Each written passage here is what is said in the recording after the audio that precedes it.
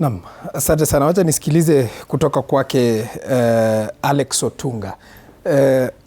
Mara ya mwisho ulipokuwepo hapa tulikuwa tunajadili kuhusiana na mswada huu wa fedha na tukaweza kulinganisha 2024 na 2026 sasa hivi.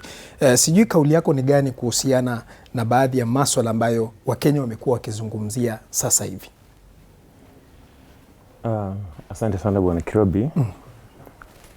Kweli kwanza nitakubaliana na mtaalamu wa kiuchumi. Kweli ukirejelea katiba yetu kifungu ama sehemu ya 114 inazungumzia the money bills ambayo inajenga msingi wa mswada wa fedha. Kila wakati wowote ule ambapo tunaandaa bajeti lazima serikali ikuwe na mswada wa fedha kwa sababu iweze kukadiria wanahitaji pesa fulani na zile ambazo watatumia ni pesa fulani, na kama zile wanahitaji ni nyingi kuliko zile ambazo wataweza labda kukusanya kupitia kodi, lazima watafute mbinu mbadala ambazo zitawawezesha kuweza kupata kodi hiyo. Na utapata kwamba vile ambavyo Bwana Innocent amesema na nilisema wakati nilipokuwa hapa ni kwamba katika taifa letu swala la mswada wa fedha wananchi hawalifahamu vizuri. Nikasema kwamba wakati huo kwamba ni muhimu sana pawe na uhamasishaji ili wananchi waweze kuelewa hasa tunapozungumzia mswada wa fedha tunazungumzia nini. Kwa sababu ukiangalia mswada wa fedha wa mwaka 2024 baadhi ya mambo ambayo wananchi walikuwa wanalalamika, kwa sababu wananchi wao hurejelea yale masuala ambayo yanawahusu moja kwa moja. Kwa mfano wakati ule walikuwa wakizungumzia ushuru kuongezwa katika bidhaa muhimu vya kimsingi. Kwa mfano unapozungumzia kitu kama mafuta, unajua mafuta pale yakiongezwa utapata kwamba kila sekta itakuwa imeathirika. Na ukiangalia tena sasa kuna baadhi ya mapendekezo katika mswada huu ambayo wananchi wa Kenya wengi hawakubaliani nayo. Awali tulikuwa tunazungumzia swala la kodi ya mapato, lakini tunapata kwamba serikali imesema kwamba hilo wameondoa. Pia tukawa tunazungumzia swala la kodi zile nguo ambazo tunasema kwamba zinatoka nje, zile za mitumba ambazo zinaathiri wananchi moja kwa moja. Kwa hivyo unapata kwamba wananchi watapoteza kazi, wengine watakuwa na ule uwezo. Tukiangalia vile vile ushuru ambao pia unaweka katika simu za rununu.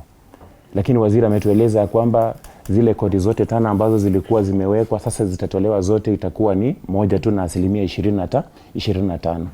Haya ni mambo ambayo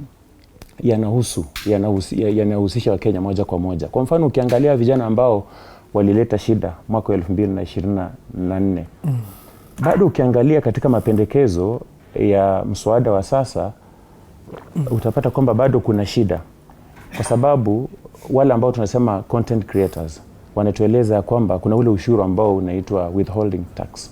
Kwa hivyo kabla ulipwe ushuru ushatolewa, wamekata tayari. Na sana sana wengi ambao wanahusishwa katika taaluma hii ni vijana.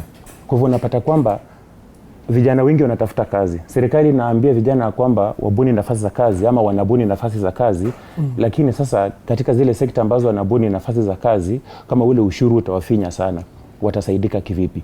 Kwa hivyo malalamishi bado yatazidi kuwa, kwa sababu mapendekezo mengi yanarejelea vitu vya kimsingi ambavyo vinahusu maisha ya mwananchi wa kawaida. Naam, labda kwako Musumbi, kwa sababu Wakenya wangependa kufahamu ni mapendekezo yepi ya ushuru ambayo yataongeza bei ya bidhaa za matumizi, the basic commodities, kwa sababu hapo ndio Wakenya wengi ambao wana wasiwasi mkubwa katika mswada huu wa fedha. Tukirejelea the very basic commodities ambazo huenda zikaongeza ushuru ni kwamba kwanza tuangalie kama ile mitumba industry.